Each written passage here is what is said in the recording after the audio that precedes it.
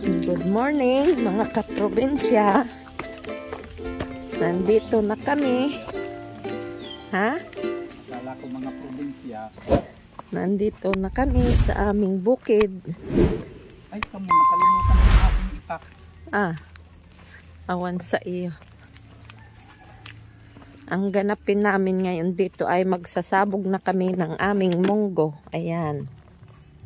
Yan. Sasabog na namin yan.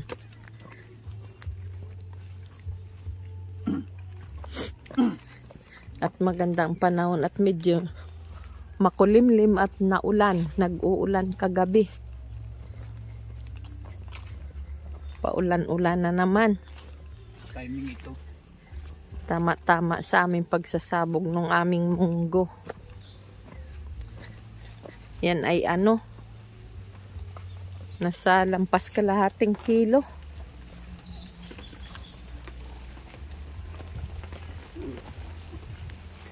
Yun bang atin dumalaga? Tingnan natin yung ating pan. Good morning sa inyo mga kaprobinsya. Nawa na sa mabuting kalagayan kayo ngayon at maganda ang buong araw nyo ngayon. God bless sa inyo lahat nga mga nanonood at maraming salamat sa pag-support nyo sa aking YouTube channel. Sa mga subscribers ko, shout out sa inyo. Shout out sa aking mga subscribers. Sa mga palaging nanonood, laging update sa panonood ng aming mga vlog. Maraming salamat sa inyo. Shout out sa mga taga Negros, taga Bisaya. Kain muna ako ng sisig. Sa lahat nga nanonood sa aking YouTube channel. Shout out sa inyo lahat.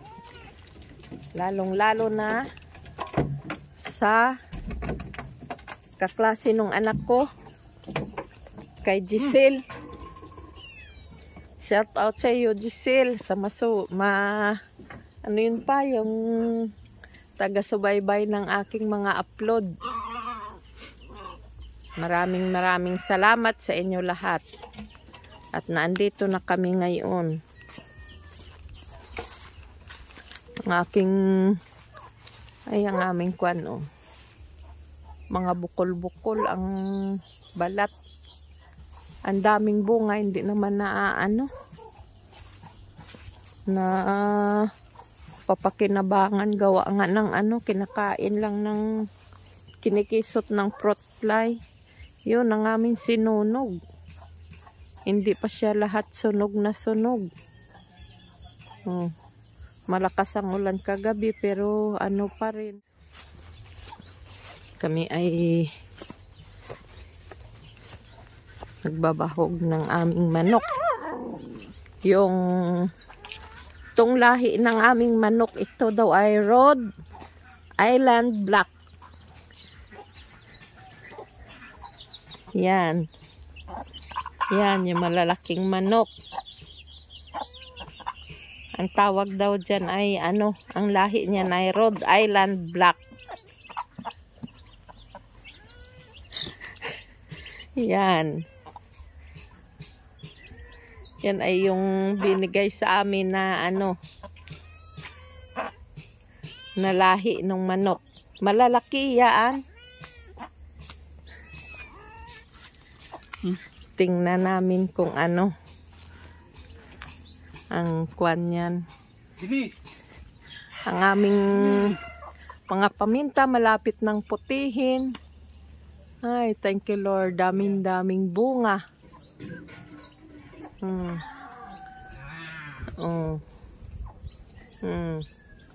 Sobrang daming bunga ngayon ito. Mahaba pa. Ayan Yan. Nagbibitin-bitin na. Ito naman yung native. Maiigsi ang ang kanyang hindi mahaba. Pero yun ang mahalang. Daming-dami din. Siguro kinakain ito ng ibon.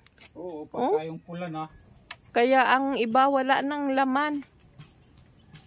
Yan. Lang ako din, bantayan mo muna. Ang ito to. Yan, ang munggo. Sasabog na ng asawa ko ngayon.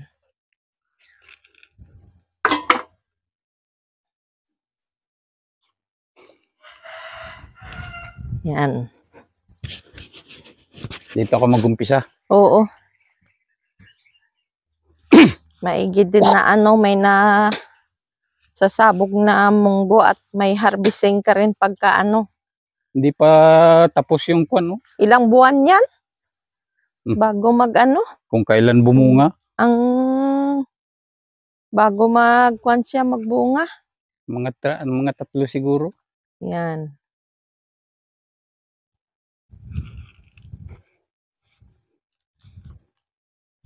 Na maigi din na nga may pagkukuhaan ng pansariling gulayin. Masarap din yung munggo gugulayin.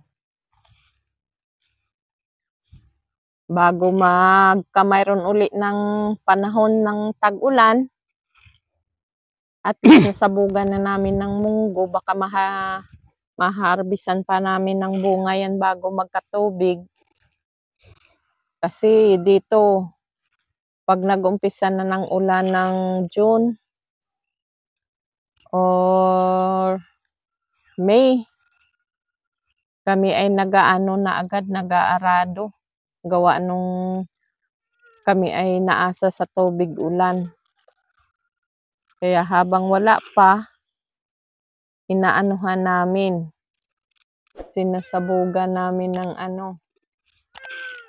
ng munggo. At pagka matataniman din namin ng kalabasa. At yan naman ay pataba din pag nabulok.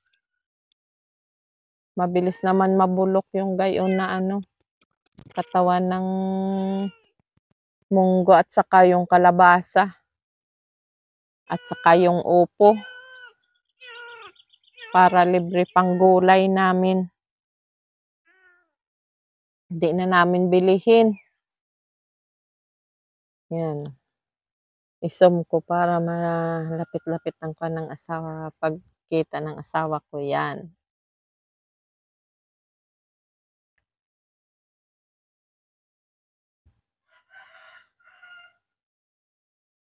Mga 1 linggo, tutubo na yan.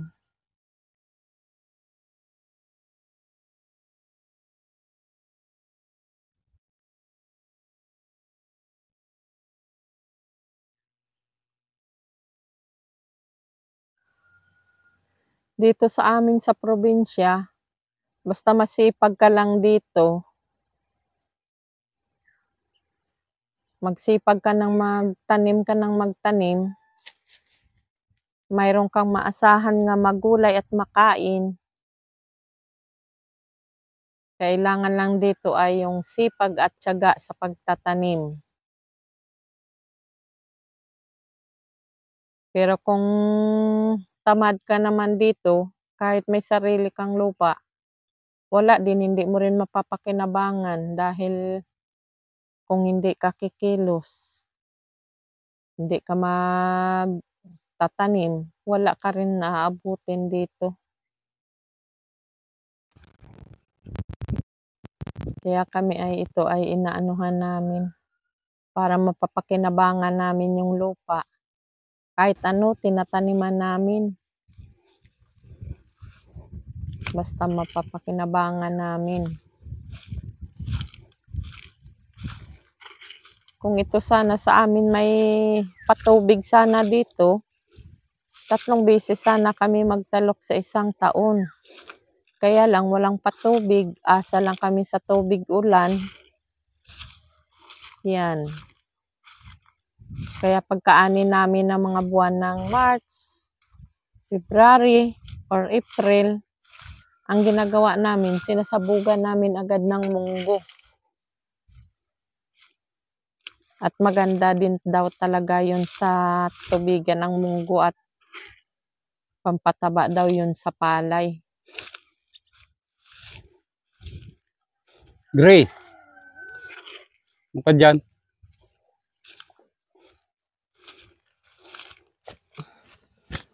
Tingnan ko muna ang aking sinaing. Yun na.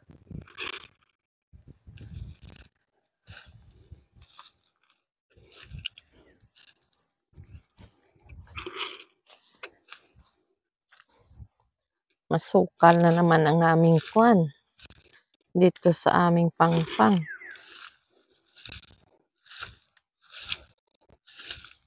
Kapal na naman ng damo, tapos ang aming grass cutter ay ano pa, kailangan pa ipapaayos, sira.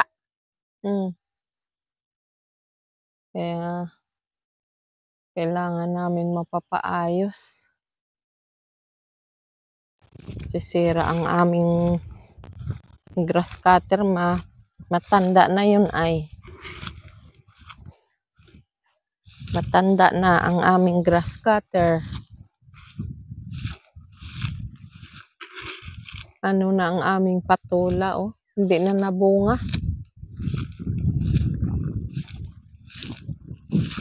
Tatapos na ng asawa kong pagsasabog.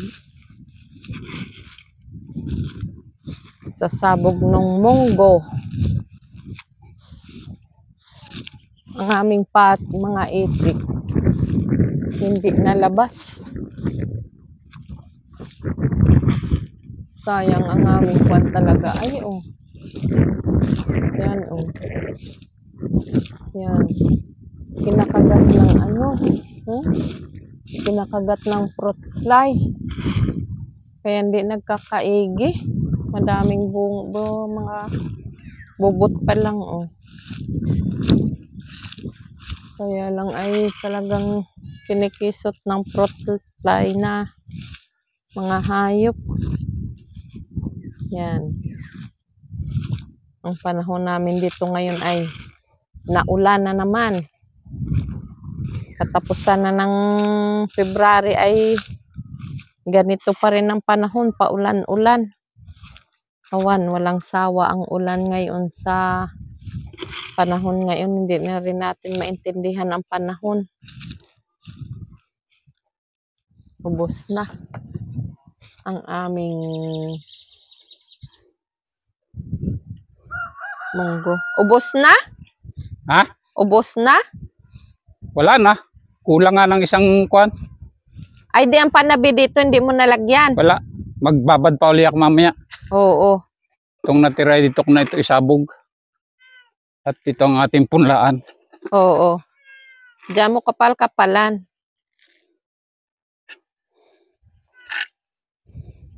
Eh di bibili pa tayo ng isang kwan. Oo, isa pa. Oo.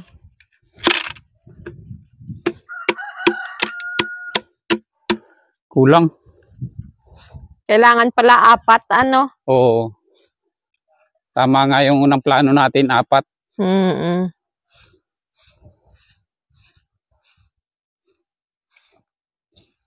Ay. Pinuntahan na rin ng mga itik kagabi, oh. Tapos na kaprobinsya ang aming pagsabog ng munggo. Kinulang ng 1 litsi ang aming pangsabog. Kaya bibili pa ng isa. Hanggang Wala dito dyan na sa lang panabi. ang aming video. Maraming salamat sa inyo. Bye-bye and God bless.